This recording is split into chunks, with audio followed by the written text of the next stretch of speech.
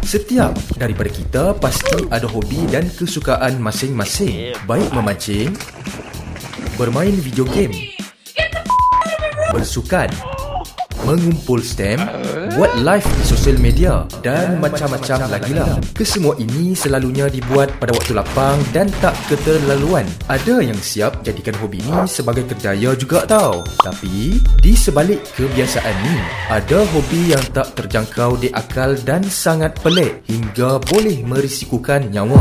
Oleh yang demikian, jom bersama dengan Prof Tau untuk kita ketahui 5 hobi pelik yang korang tak sangka ada. Yang kelima, panjat bangunan tinggi. Prof Tau yakin ramai di antara kita kat sini merupakan peminat Spiderman kan? Tak kisahlah versi Tobey Maguire ke, Andrew Garfield ke.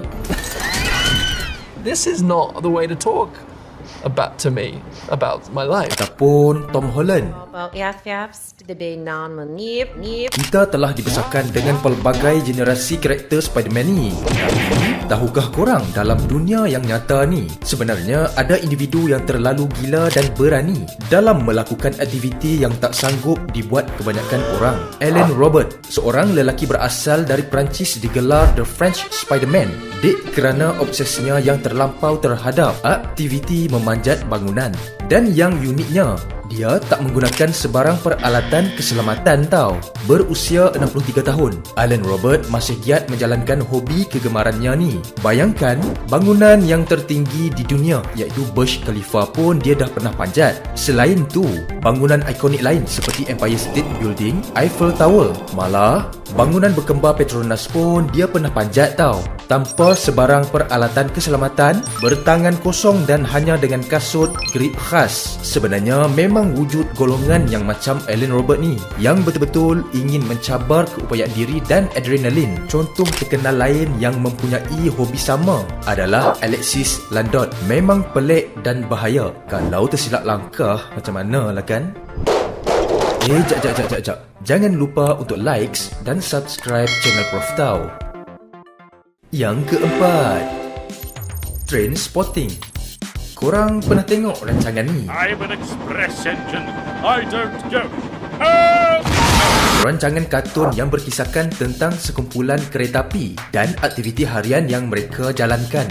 Kalau korang nak tahu, rancangan ni pernah capai rekod tontonan yang tertinggi dan jualan melebihi $1 bilion tau. Sebenarnya, apa yang Prof Tau nak jelaskan kat sini adalah ada dan wujud hobi di mana aktiviti berkaitan kereta api, iaitu train spotting ataupun aktiviti melihat kereta api secara langsung. Bunyi macam pelik.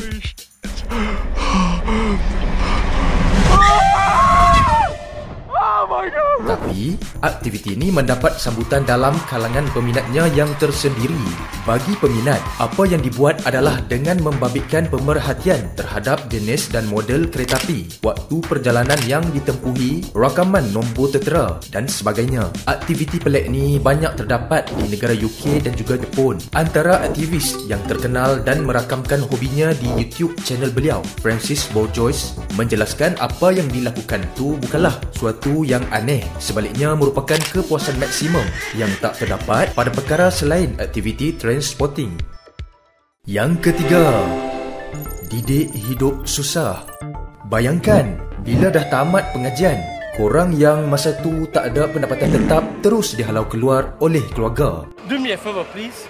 Get out of here. Macam pelik pula kan? Lagi-lagi kalau keluarga korang tu dalam kalangan T20. Nak tahu tak Honda yang kat luar tu? Tu kereta husband I.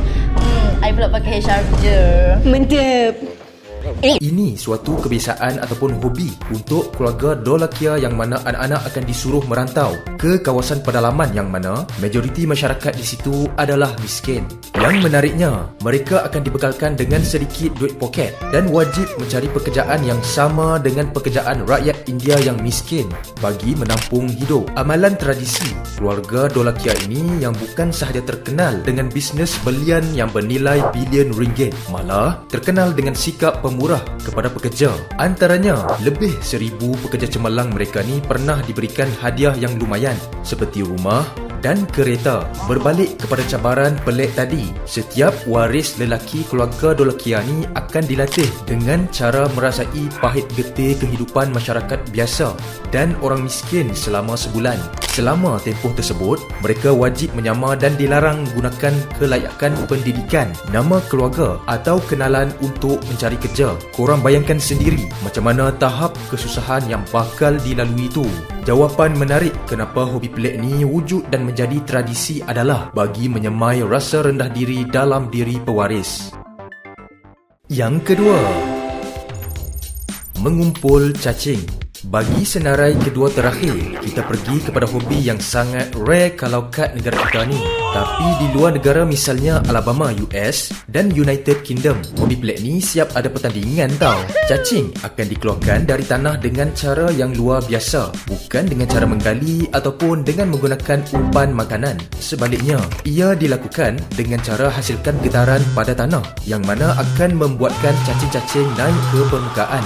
Beberapa teknik khas yang digunakan seperti menggunakan kayu dan logam, menggosok permukaan tanah dengan alatan khas dan kaedah muzik ataupun alat bunyian. Dalam pertandingan yang dibuat, mana-mana peserta yang berjaya mengeluarkan dan mengumpul cacing yang paling banyak dengan masa yang diberikan akan diberikan kemenangan. Betul lah kata orang tua-tua, lain padang, lain belalangnya kan? Yang pertama, gosok baju ekstrim. Untuk senarai pertama bagi senarai hobi pelik, rasanya ini yang mengejutkan Prof Tau. Sebab apa? Ini kerana hobi ni sangatlah pelik dan tak terjangka. Bayangkan, benda harian yang selalu kita buat tu dah up ke suatu level yang lebih ekstrim dan boleh merisikokan nyawa. Bermula dari lawak dan gurau senda sesama keluarga. Tony Hume sekitar tahun 1980 di England, tanpa disedari ianya telah menjadi fenomena hingga mendapat sambutan daripada ramai pihak. Menggosok baju di tempat yang pelik dan ekstrim tanpa mengira situasi seperti di tempat yang sangat tinggi, di dalam air, atas sungai, di ruang yang sempit, malah sampai ke tahap skydiving pun ada. Aktiviti dan hobi yang pelik ni bahkan ada yang tercatat di dalam Guinness World Records. Jelaslah, walau sepelik manapun hobi ni, ia menunjukkan dedikasi yang tinggi dalam menyelesaikan suatu tugasan, walaupun macam tak kena pada tempatnya. Macam mana? Apa pendapat korang dengan senarai yang Prof Tau nyatakan ni? Memang pelik betul kan gelagat manusia? Adakah korang bersetuju dengan perkongsian video kali ni? Boleh tulis di ruang komen di bawah. Oh ya, tak lupa juga Prof Tau nak ucapkan terima kasih kepada yang sudi memberikan pendapat. Rasanya setakat ini dahulu perkongsian untuk video kali ni. Jumpa lagi di video yang akan datang semua.